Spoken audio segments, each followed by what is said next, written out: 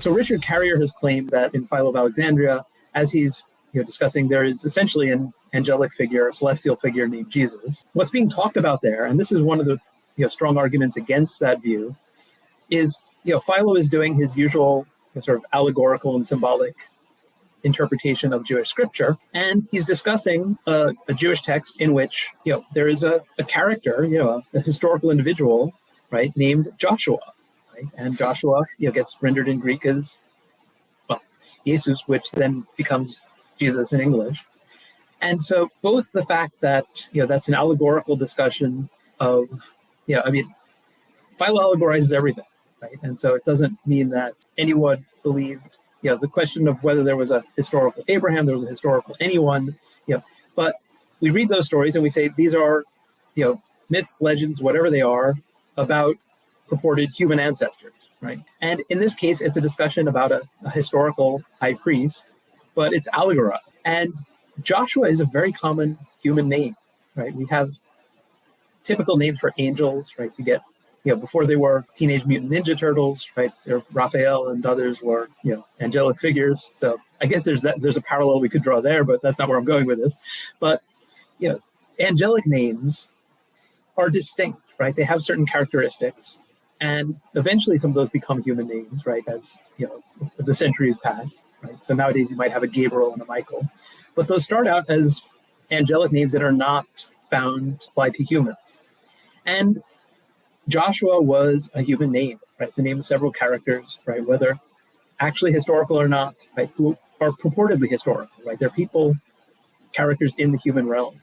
And so I think what's going on there is that sort of allegorization. So I would say, no, there isn't an angelic Jesus. And I'm not sure whether there is one even in Paul had that discussion with. Yeah, he goes on to discuss his disagreement with Ehrman on it, and there's about, this is only about half of the discussion that's being had here, but it seems like he's saying that there's no way that you could consider the name of this angel to be Jesus, because that's not the typical kind of name that an angel would have, and so that apparently refutes the position. Yeah, that's weird, because it's a passage in which he's saying the name of the angel is Anatole, which violates his principle. So the passage itself refutes everything that McGrath just said, right? So clearly Philo thinks one of the names of this angel of many names. Remember, Philo says it's an angel of many names, so it has many names. I'm sure one of those names is one of the El names. So like Michael, Gabriel, like all the angels have the El name because it's God, basically. God's this, God's that. It's an attribute and then the name of God, right? So all that. So Ariel, Uriel, like that's a typical angelic name. Jesus has one of those names, by the way. It's Emmanuel, right? So that is an angelic name. Of course, no one ever calls him by that name except one time in one verse in Matthew. And I think even that is a literary device, because Emmanuel means God is with us. And that happens at the beginning of Matthew. And at the end of Matthew, Jesus says, I am with you always, right? That's an obvious mythic device, right? It's a sandwich. Yeah. It starts with the God is going to be with us. He says he's going to be with us. Therefore, he's God. He represents God in any case. He is the agent of God. So anyway, that's an angelic name.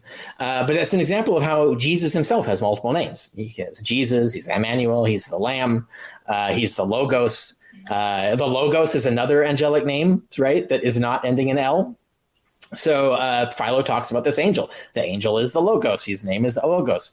His name is Anatole. So Philo already repeatedly identifies many of the names of this angel being non-L names, right? So we know that's the case. So this whole argument that McGrath is giving, which is a bit garbled. I think people who heard it might not have even understood what McGrath was saying. And I think this comes from Hurtado. This is Hurtado's argument, but it's false. And there are actually other examples. We have lots of other angels that have names that don't end in L. So Layla, for example, Layla is the angel of night that collects human semen. Now, this is in the Talmud. This is an actual thing. But the name of this angel is Layla. It's not an L name.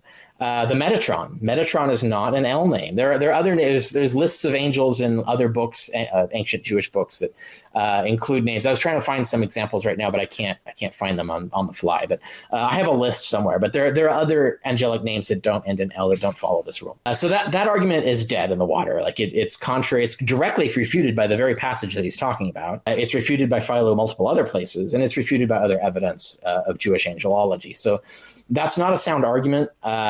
And it's interesting, though, that he makes that argument because it seems he's granting everything else, which is very comforting to me. He's granting that Philo is talking about Joshua, and he's only saying like, oh, well, Joshua can't be an angel because of this. When later, when we get to the point where we bring up the actual passage, you'll see there's no dispute that he's talking about this angelic creator being, obviously, right? So then that's why it becomes problematic if you admit that he's talking about Jesus in that passage, because now, we got to get rid of that. We can't have that be the case. But I think he's trying to get rid of it a different way. He's trying to get rid of it with this names argument, which is bogus. Yeah. And, honestly, he doesn't seem like he seems to be taking the question that was levied very strictly. Like he's strictly addressing this idea, the straw man idea of a pre-existent angelic Jesus, like specifically Jesus. That's a good point. Yeah, he did take it, which is how the question was asked, right? So I made that point, as the question is disingenuous. The way it's framed, he's asking, was this angel named Jesus? Not did it exist in Jewish angelology? Not that kind of question. But he takes it, and that's fair, right? That's the question he was asked. He's answering the question he was asked, right? If someone was aware of the disingenuousness of the question, they might say, well, yeah, there are a lot of scholars who say that this angelic being, and like you said, like he's in argument with Ehrman on this. He disagrees with Ehrman. So he could say, there are scholars like Ehrman and many others who think Christians believe that there was this pre-existent archangel, and they think it's the same one that Philo's talking about. I disagree with Ehrman on that, but I acknowledge that there's a lot of people who agree, and there's a lot of evidence for that. And then he could have parsed it and said, but I don't find any evidence. I don't see any evidence that it was ever named Jesus. And then that would lead into his answer, which is like, I don't think it could be Jesus because angels were never given non-L names, which is a bogus argument. But that's typical of McGrath. Like he makes stuff up off the armchair, doesn't check these things.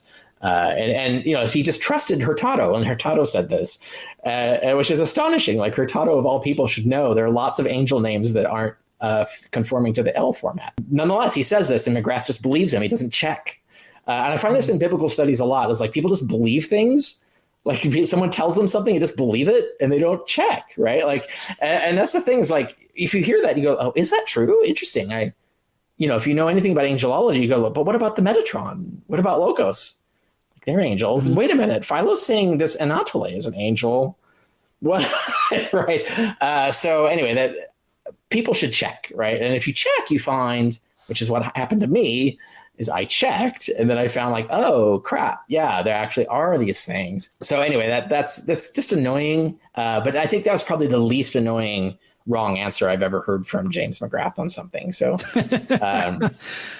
yeah, and I mean, I was trying to point out how important it is to ask good questions and to not like ask these strawman-y kind of questions that would not give you a good answer. It gives you a good answer for the straw man, but I mean nobody's arguing for that straw man, and so and so like if you're a host like Derek's not an expert on all this stuff, right? He can't have read everything, and so it's clear that Derek didn't know to redirect. Right, like someone who is familiar with this would immediately redirect that question and say, "Okay, interesting, but." Here, let me redirect that. Let me rephrase that question, et cetera. Right? Like they would get something more interesting out of it.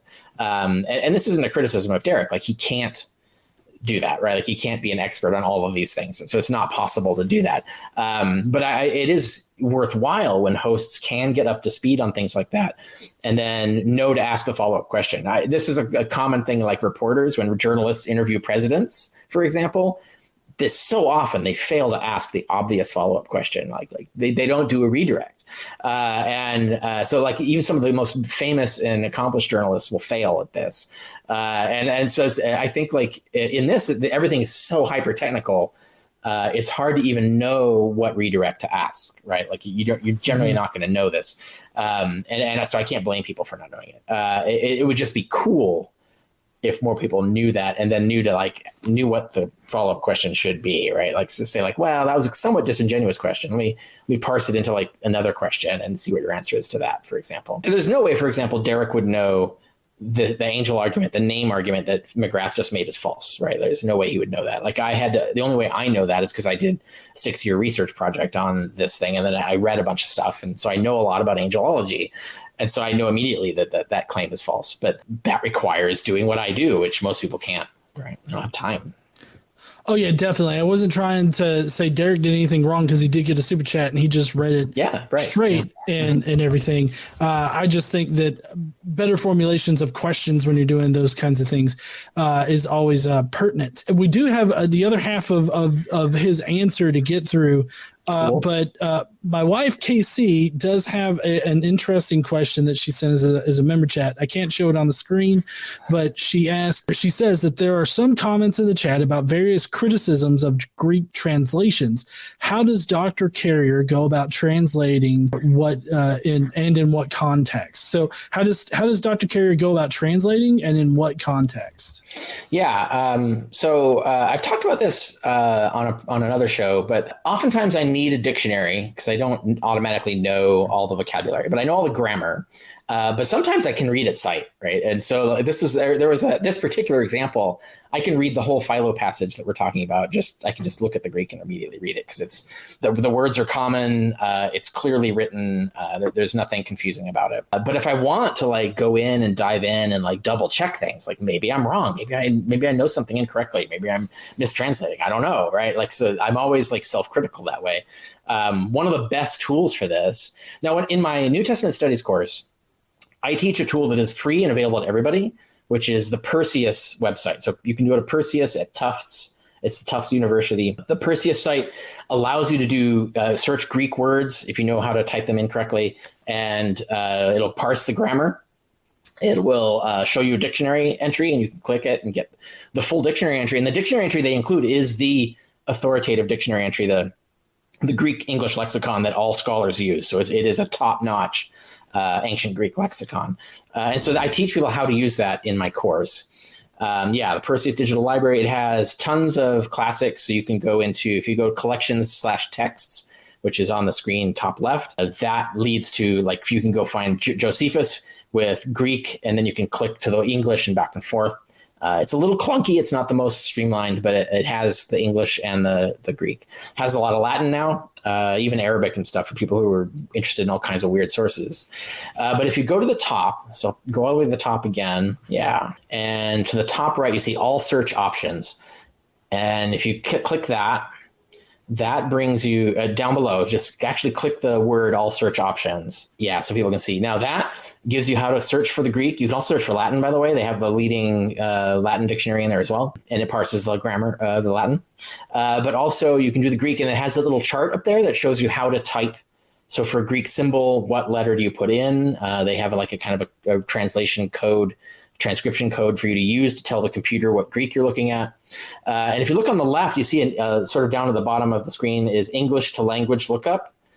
This is neat. You can choose Greek and you can search English words, and it'll bring up all the dictionary entries that have that word in Greek, which is another handy thing to do. So that's a tool that I teach people in my class, and it doesn't always work, but it's the best thing we've got.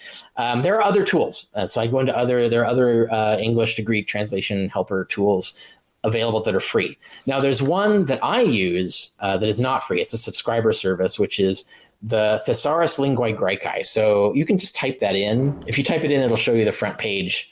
I'll do it later if it comes up.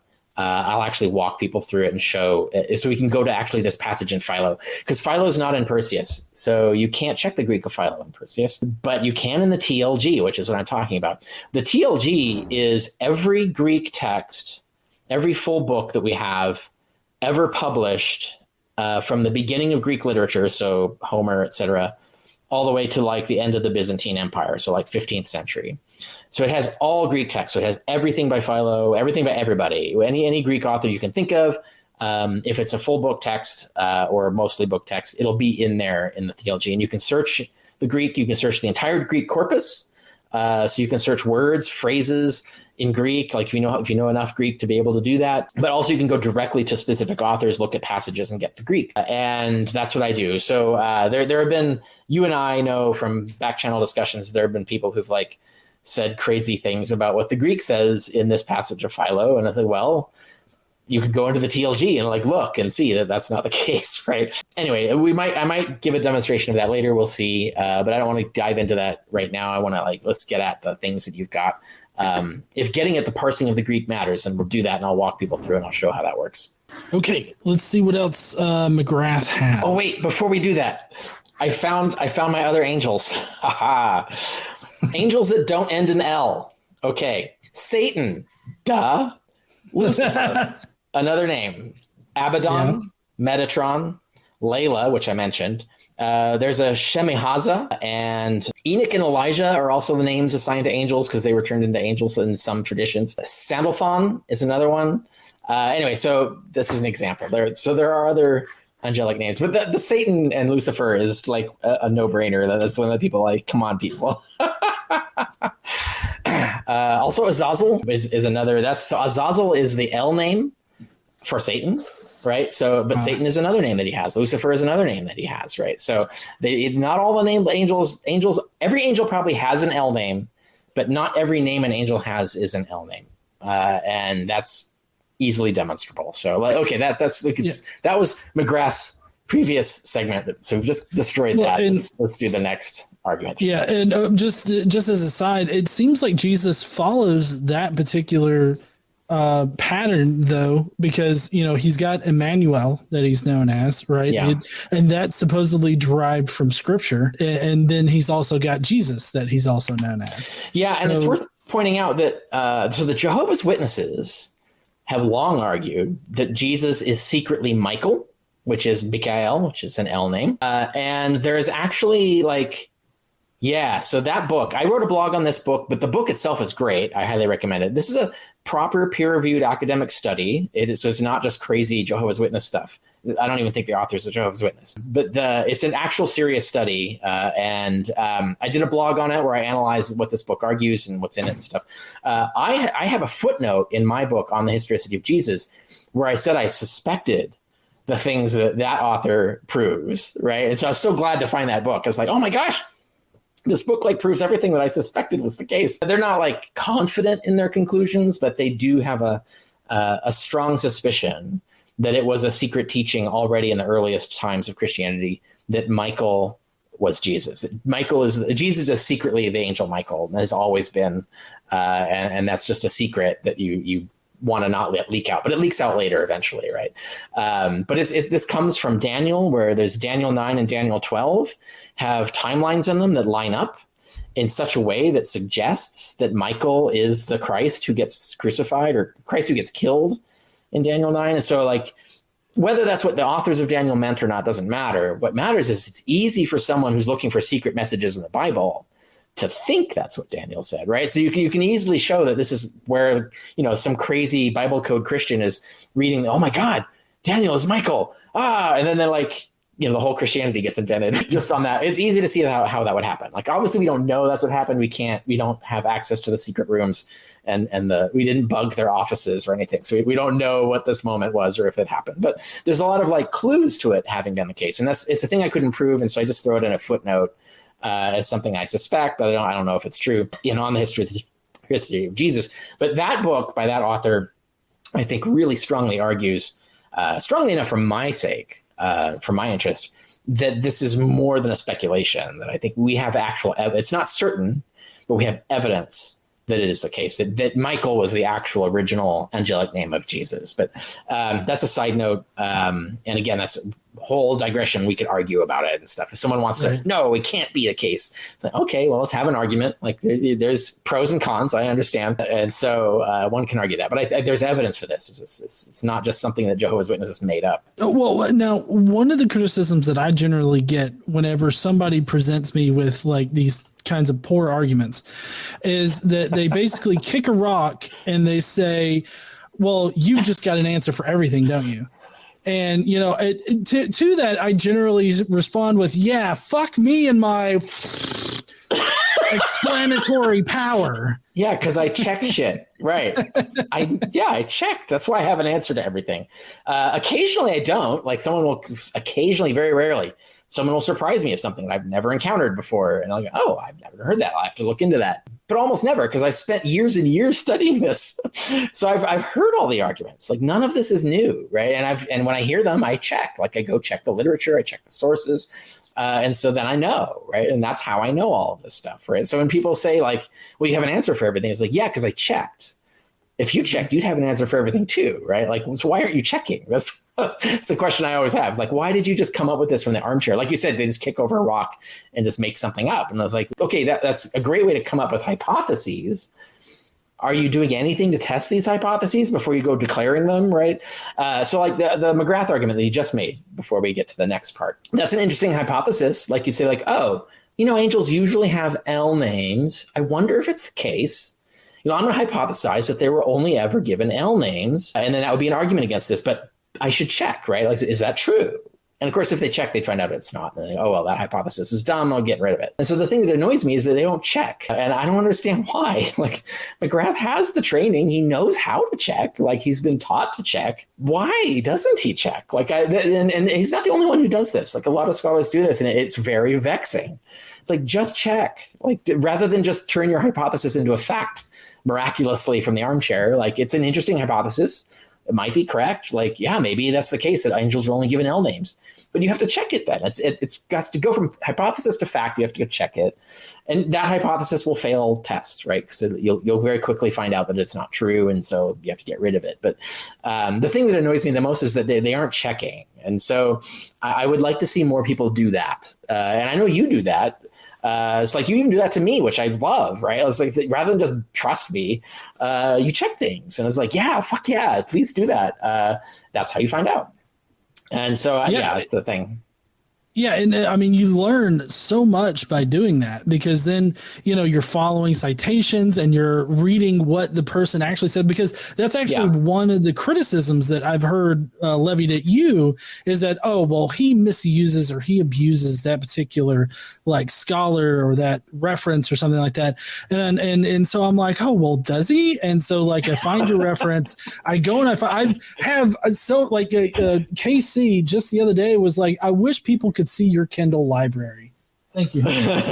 Because I, you know, in researching all of this or reading, just simply reading like your blogs and books and everything, I've had to buy so many like tangential books to the topic to do these fact checking things. I too wish that people would do that. But my next question before we get to the rest of McGrath's answer is, do you, because this has been kind of insinuated in my direction before, do you find that being able to explain the criticisms made of the minimal mythicist position, do you think that being able to explain why those criticisms are unfounded is a mark of like ad hocness, or just, you know, because that's typically what's insinuated by the question of, well, you just got an answer for everything, don't you? It's like, well, it's an insinuation of like, oh, you're just ad hoc claiming that this isn't a problem. It's based on the fact that all lies are built to sound like truths.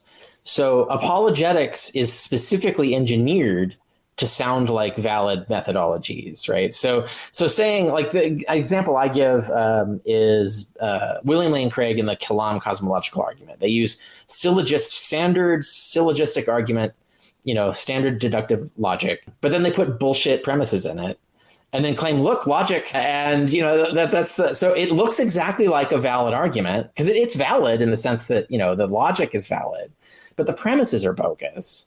But he like does all this hand waving to make you think that somehow the premises are logically necessarily true and therefore the conclusion is. But the fact that he misuses and abuses logic, that he cons people with a bogus use of formal logic, is not an argument against formal logic. Like you can say formal logic is bullshit because look what you can do with it. It's like, no, that's not a valid conclusion. The formal logic works great. It's totally reliable as long as you use it correctly.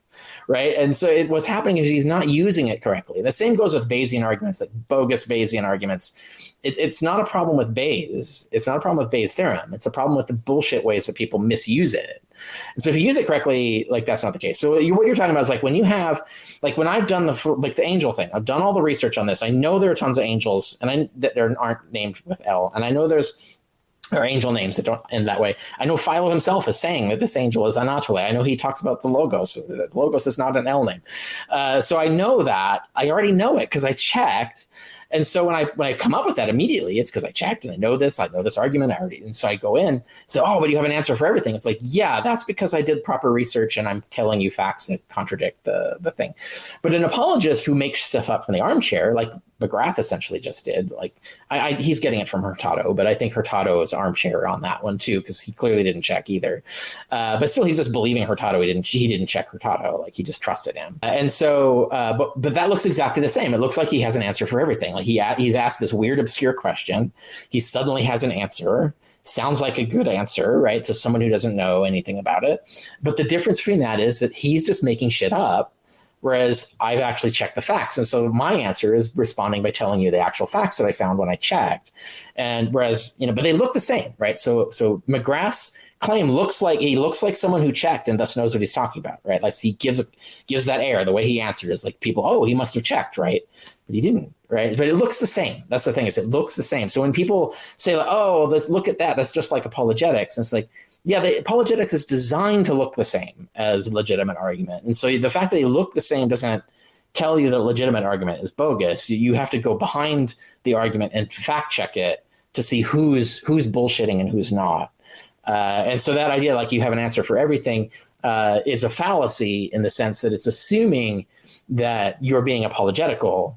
You might be, but you can't assume that, right? Because it looks the same. And so to tell the difference, you have to actually go check to see, oh, is he just making the answers up at the drop of a hat to make things go away, which apologists do all the time? Or does he have a point? Like, is his argument actually based on actual reality?